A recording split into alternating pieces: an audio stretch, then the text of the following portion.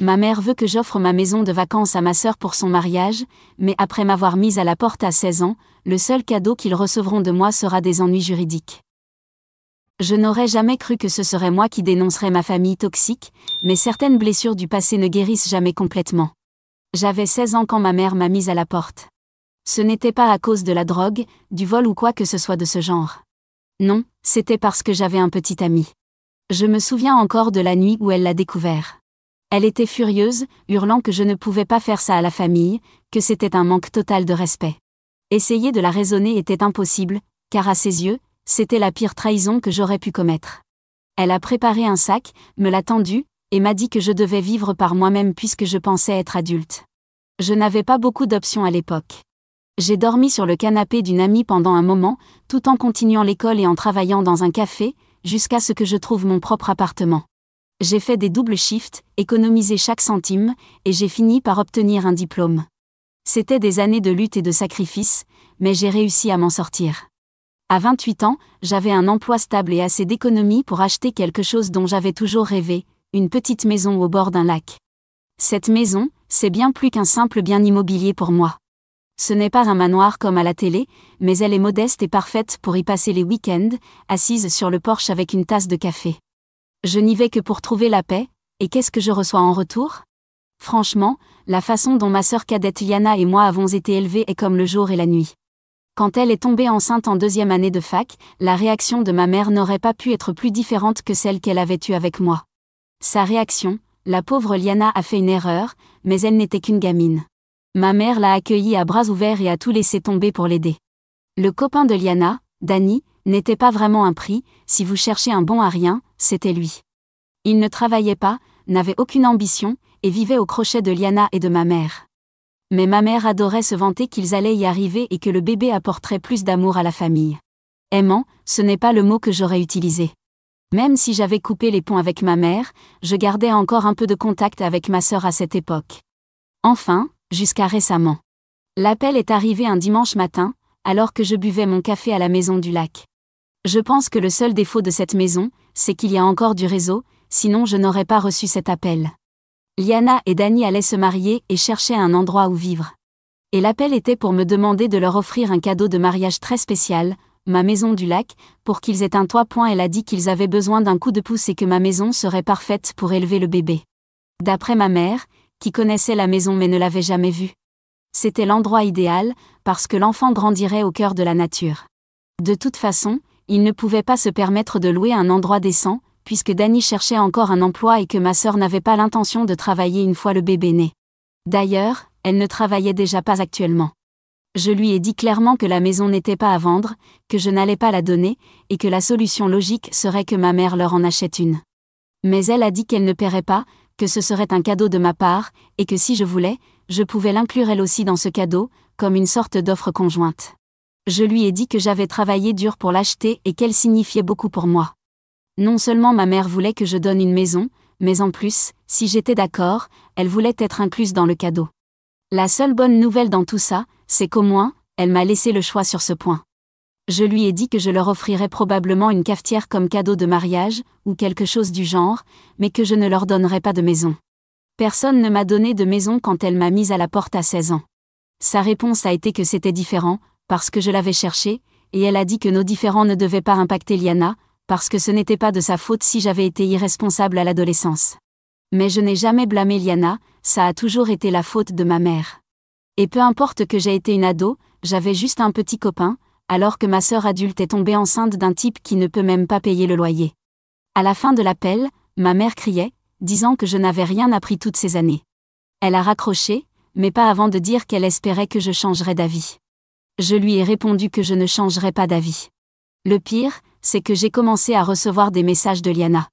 À ce stade, ma mère l'avait clairement embobinée et elle s'attendait à ce que je lui cède la maison.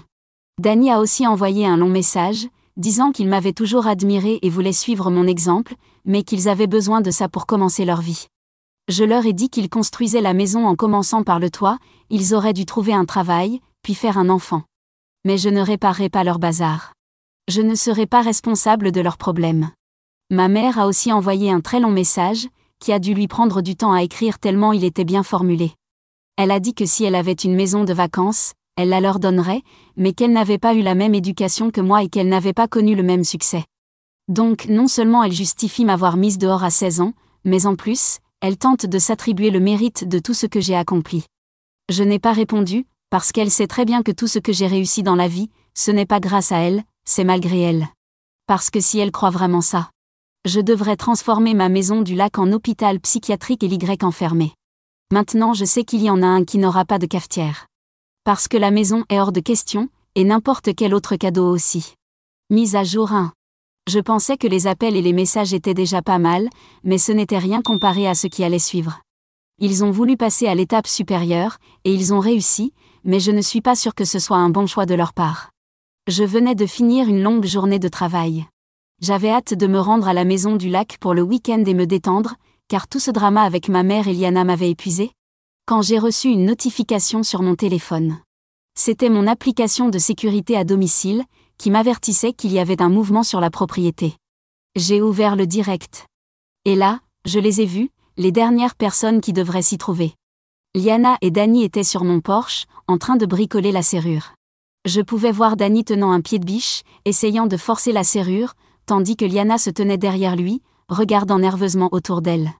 J'ai dû appeler la police locale, même s'ils étaient ma sœur et son fiancé. J'ai expliqué la situation et demandé à ce que quelqu'un soit envoyé immédiatement. L'opératrice m'a assuré que des agents étaient déjà en route, mais ces quelques minutes ont semblé durer une éternité pendant que je les observais à travers la caméra. Je n'ai rien de grande valeur dans cette maison, mais je suis le genre de personne qui n'aime pas que d'autres touchent à ses affaires. Peut-être un reste de mes traumatismes d'adolescente. J'entendais faiblement leur voix sur le flux vidéo. Liana pressait Dani, disant que quelqu'un pourrait les voir. Dani lui a crié dessus, disant que c'était de sa faute s'ils en étaient là. Car elle n'avait pas réussi à me convaincre de leur donner la maison. Quand les policiers sont arrivés, Liana et Dani ont paniqué. Ils ont essayé de fuir, mais c'était déjà trop tard. Les agents les ont arrêtés et interrogés directement sur le perron. J'entendais Liana pleurer, expliquant aux policiers que tout cela était un malentendu et qu'elle pensait avoir la permission d'être là. Je leur ai donné accès aux images de surveillance, qui montraient clairement Dani en train d'essayer de forcer la porte.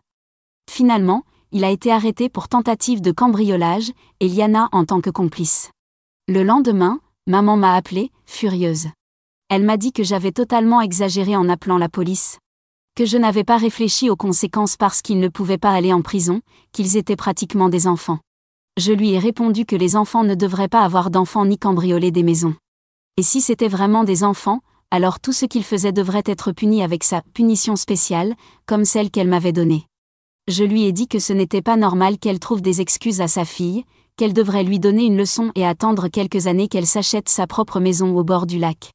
Elle a dit qu'elle était ma mère, et qu'à ce titre elle m'ordonnait d'abandonner les poursuites et d'aider ma sœur enceinte, mon neveu et mon beau-frère à s'en sortir ou sinon. Je lui ai demandé, ou sinon quoi, mais la conversation s'est terminée une fois de plus avec maman raccrochant. J'y étais habituée, à ce stade. Mise à jour 2. Voici les conséquences de la tentative d'effraction. Liana a cessé de m'appeler et de m'envoyer des messages, ce qui était une bonne chose. Mais maman a intensifié ses efforts. Elle a commencé à m'appeler tous les jours, me laissant des messages vocaux pour me supplier de régler toute cette histoire. À un moment donné, elle s'est même pointée chez moi à l'improviste. Quand j'ai ouvert la porte, elle a immédiatement commencé à supplier et à exiger en même temps. Elle m'a dit que Liana était dévastée après sa libération sous caution, que Dani était humilié, et que j'étais la seule qui pouvait arranger les choses. Elle m'a supplié d'abandonner les poursuites contre Dani et Liana et de leur donner la maison. Je lui ai répondu que les sentiments qu'il ressentait étaient normaux quand on commet un crime. Je lui ai dit que je n'allais rien abandonner, et que la maison resterait à moi jusqu'à ce que je décide de la vendre.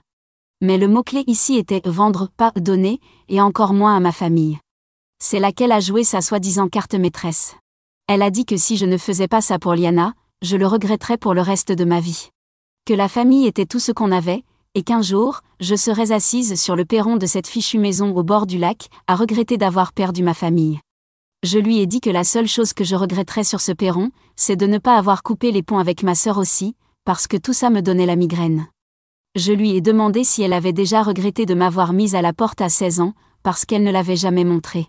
Elle a commencé à bafouiller. Je lui ai dit que la famille devait être réciproque, et que je n'allais pas me sacrifier pour des gens qui n'avaient jamais été là pour moi. Elle m'a regardé comme si je l'avais giflée.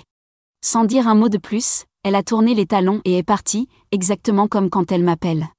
Ce soir-là, j'ai reçu un message de Liana. Il était court et direct: « Tu as ruiné ma vie. » Je n'allais pas répondre. Je savais que ça ne valait pas le coup. Mais j'ai été tentée et j'ai répondu: « Tu es en train de ruiner la vie de ton enfant. Mets-le à l'adoption. » Heureusement, mon dernier week-end dans la maison m'a aidé à affronter tout ce drame. Non seulement je ne veux pas donner cette maison à ma sœur parce que c'est absurde, mais en plus, elle est pour moi une source de guérison thérapeutique. Je ne pourrai jamais m'en séparer. Mise à jour 3. Ma mère et Liana sont comme des magiciennes, elles ont toujours un dernier tour dans leur manche, un truc auquel je ne m'attendais pas. Je pensais que l'histoire de l'effraction et la visite dramatique de maman étaient le sommet de cette farce. Mais je me trompais. Tout a commencé par une série de publications sur les réseaux sociaux. Liana a parfaitement endossé le rôle de la victime dans toute cette histoire.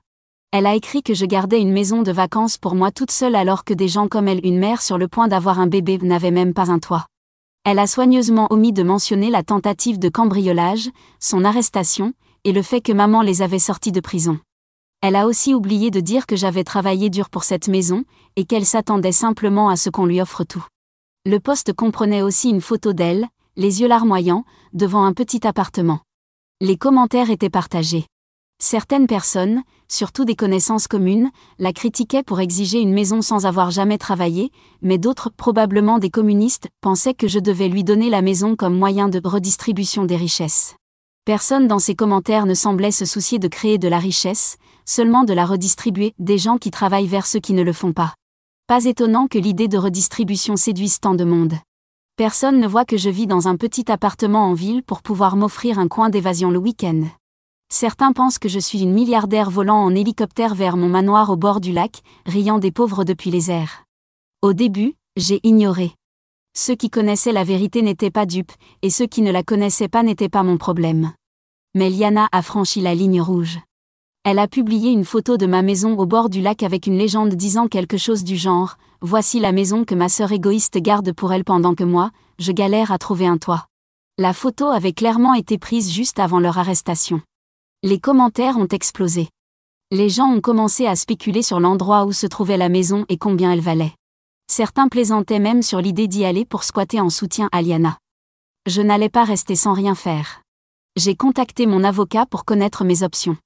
Il m'a conseillé de déposer une ordonnance restrictive contre Liana et Dani, en citant la tentative de cambriolage et le harcèlement en ligne. Il a aussi suggéré d'envoyer une lettre de mise en demeure à Liana pour qu'elle retire les publications. L'ordonnance a été rapidement accordée, étant donné les preuves que j'avais, mais le mal était déjà fait. La vie privée est importante pour moi, c'est en partie pour ça que j'ai acheté cette maison. Quand on vit trop en ville, on a l'impression que la vie privée est une denrée rare. Mais là-bas, en pleine nature, avec les voisins loin, on la retrouve un peu. Après l'ordonnance, Liana a enfin cessé de publier sur moi en ligne. Mais le drame n'était pas fini. Cette fois, c'est maman qui a décidé de passer à l'action. Elle s'est présentée à la maison au bord du lac un samedi matin, sans prévenir. J'étais dehors en train de jardiner quand j'ai entendu sa voiture arriver. Je ne l'avais pas invitée et je ne voulais certainement pas lui parler, mais je savais que l'ignorer ne ferait qu'empirer les choses. Maman est allée droit au but. Elle a dit qu'elle était venue pour me remettre les idées en place parce que, selon ses mots, j'avais détruit ma relation avec Liana et ruiné la famille à cause de vieilles histoires que je refusais de laisser derrière moi. Je lui ai dit que ces choses du passé rendaient justement toute connexion avec elle impossible. Ma mère a balayé ça comme si ce n'était rien. Elle a dit que Liana était juste désespérée et qu'elle ne savait plus quoi faire. Elle a ajouté que je devrais comprendre, parce qu'après tout, moi aussi j'avais été jeune et irréfléchie. Je lui ai répondu qu'il y avait une grande différence entre être jeune et faire des erreurs, et être adulte tout en refusant d'assumer la moindre responsabilité pour ses actes. Je n'avais même pas eu la moitié de l'aide que Liana reçoit, alors que j'étais plus jeune qu'elle, et pour quelque chose de bien moins grave que ce qui se passe maintenant. Une fois encore, la conversation s'est terminée avec ma mère qui s'est mise en colère et a tourné les talons pour retourner à sa voiture. Malheureusement, l'ordonnance restrictive ne la concernait pas, sinon elle aurait été arrêtée aussi. Mise à jour 4. J'ai décidé de raconter toute mon histoire sur les réseaux sociaux, pour rétablir la vérité face à ceux qui écoutaient ma mère ou ma sœur. J'ai pris une grande inspiration et j'ai commencé à écrire, exposant tout ce qui s'était passé. Le plus clairement et honnêtement possible. J'ai dû remonter loin, parce que mon post commençait par le fait que j'avais été mise à la porte à 16 ans pour le crime d'avoir un petit ami. Et l'histoire continuait avec tous les sacrifices que j'avais dû faire pour en arriver au point où je pouvais acheter une maison au bord du lac. Des années et des années à travailler, même les week-ends, pour pouvoir réaliser quelque chose comme ça. Puis je me suis concentrée sur Liana, en expliquant que ni elle ni son fiancé n'étaient prêts à faire le moindre sacrifice ou effort pour travailler, tout en attendant qu'on leur offre tout sur un plateau d'argent. Et je n'ai rien caché de ce qui s'était passé récemment. Comme leur tentative de cambriolage dans ma maison de vacances. Pour que ce soit bien clair, j'ai ajouté que cette maison était la mienne, achetée avec mon propre argent. J'ai écrit que je n'avais aucune obligation, légale, morale ou autre, de la donner à qui que ce soit, surtout pas à des gens comme eux. J'ai relu le post 3 fois avant de cliquer sur « Publier ». Il était direct, mais pas cruel. Honnête, mais pas sans émotion. Je ne cherchais pas à susciter la pitié, je voulais juste rétablir les faits. Beaucoup de gens, amis comme inconnus, ont commenté que ma famille était une bande de manipulateurs. Bien sûr, tout le monde ne m'a pas soutenu. Il y avait encore les singes volants de ma sœur et de ma mère. Mais la différence, cette fois, c'est qu'ils ne le faisaient plus publiquement, seulement par message privé. Je leur ai dit que s'ils ne se taisaient pas, je publierais leurs messages. Ça leur a vite coupé les ailes. Liana a été la première à réagir, sûrement parce qu'elle est scotchée à son téléphone 24 juillet. La seule fois où je ne l'ai pas vue l'avoir en main, c'est sûrement le jour où elle a tenté d'entrer chez moi par effraction. Et oui, elle était furieuse, ce que j'avais déjà anticipé. Son problème, entre autres, c'était l'avenir. Je lui ai demandé, quel avenir ? Au moins, ma mère ne voulait que je supprime le post. Je lui ai dit qu'il n'existerait pas si elle ne m'avait pas poussé à bout. Si elle n'avait rien fait de tout ça, personne ne connaîtrait leur linge sale. Je les ai aussi prévenus que si elles recommençaient, le prochain post serait encore pire. Plus tard dans la soirée, une amie commune m'a appelé après avoir lu mon post. Elle m'a dit que Liana et Dany paniquaient, et que Dany menaçait de me poursuivre pour diffamation. C'était hilarant, parce que c'était absurde. Tout ce que j'avais écrit était vrai, et j'avais les captures d'écran pour le prouver. Et avec quel argent allait-il me poursuivre ? Il ferait mieux de le garder pour gérer leur affaire de tentative d'effraction, ils vont en avoir besoin. Mise à jour 5. L'autre nuit, Liana m'a appelé très tard, en pleurs. Et ce n'étaient pas des larmes de crocodile, elle pleurait vraiment. Dany l'avait quitté.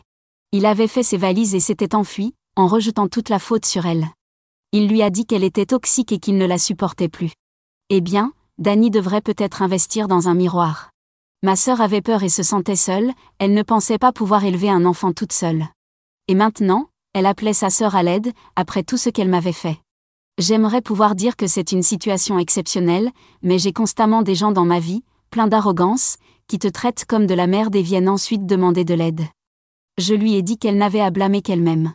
Elle avait décidé d'amener un enfant dans ce monde sans aucun plan, sans penser aux conséquences, avec un homme manifestement incapable de faire quoi que ce soit. Comme si le mariage allait miraculeusement le transformer en homme fiable et travailleur. Je lui ai rappelé qu'elle avait passé des semaines à m'attaquer, et qu'elle n'avait maintenant aucun droit de me demander quoi que ce soit.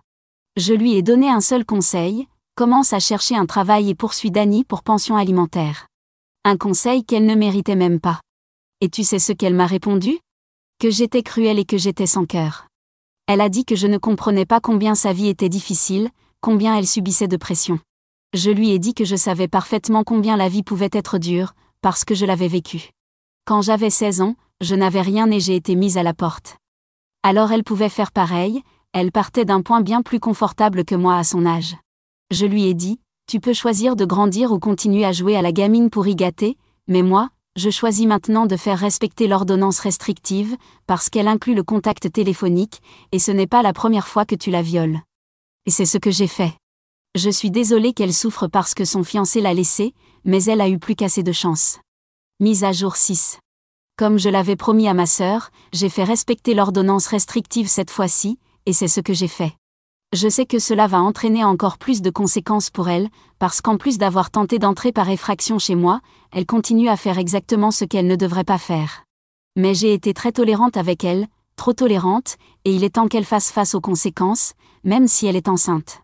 Ma mère n'a pas apprécié, parce que cela a conduit à une nouvelle arrestation et qu'elle a dû payer une amende pour la faire sortir. En plus, de nouvelles pages ont été ajoutées au dossier, celui qui attend de passer au tribunal pour la tentative d'effraction. Un argent qui, soit dit en passant, sort de la poche de ma mère. Je ne sais pas si je prends du plaisir à faire ça à ma sœur, même si elle le mérite. Mais cette dernière partie, voir ma mère souffrir financièrement, ça, j'en profite pleinement. Au moins, les choses semblent se calmer maintenant. Ils ont dû réaliser que je ne ferai jamais rien pour eux. Je n'allais pas leur donner ma maison, et s'ils continuaient à me harceler, je continuerais probablement à les attaquer en justice. Il vaudrait mieux qu'ils s'en rendent compte rapidement, car leur insistance n'aide personne, et de plus en plus de personnes en subissent les conséquences. Mise à jour 7. Ma sœur cause encore plus de problèmes à ma mère, et je ne parle même pas uniquement de l'affaire de tentative d'effraction. Il faut savoir que ces derniers mois, l'avocat de ma sœur a tenté de négocier un arrangement avec nous. Elle a proposé de payer $2000 pour certains des dégâts, en échange de l'abandon des poursuites. Elle voulait verser $2000 pour des dommages à la porte si nous acceptions d'abandonner le procès.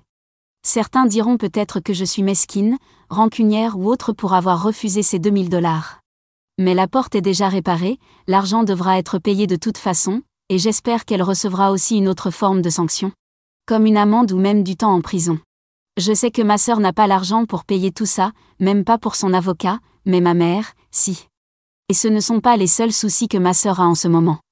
En plus d'être sur le point d'accoucher, elle s'est créée de nouveaux problèmes juridiques. En plus de sa demande de pension alimentaire, elle a frappé Dany.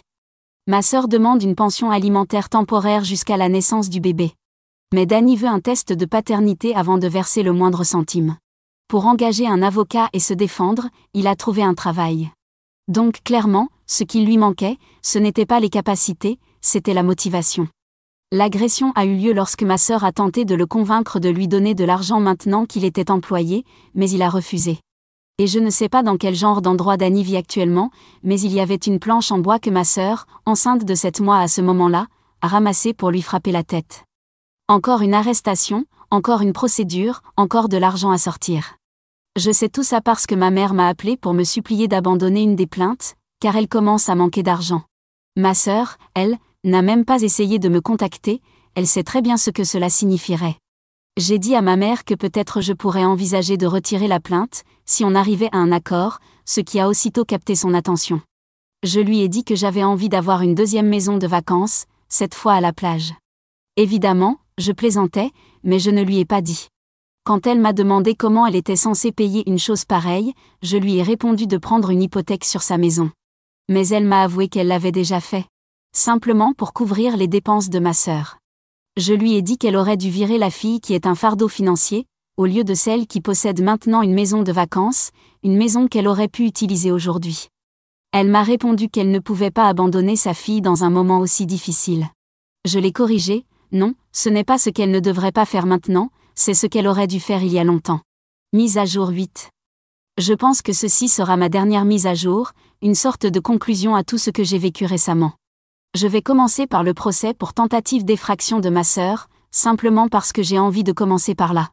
Comme je l'ai dit, elle a dû payer pour la porte, et elle a reçu une sorte de probation, ce qui signifie qu'elle doit faire très attention à ne pas commettre un autre délit, sinon elle pourrait finir en prison et recevoir une lourde amende. Elle vit désormais avec ma mère, dans une maison en location, parce que ma mère a dû vendre la sienne pour subvenir à ses besoins, rembourser ses dettes, et aussi s'occuper de ma sœur et de son nouveau-né. La fille de ma sœur est bien celle de Dany, mais Dany a conclu un accord, il ne paierait que la moitié de ce que ma sœur exigeait en pension alimentaire si elle abandonnait les accusations pour l'agression à la planche de bois. Et d'après ce que j'entends, Dany n'est pas vraiment un père très présent, qui aurait pu le deviner.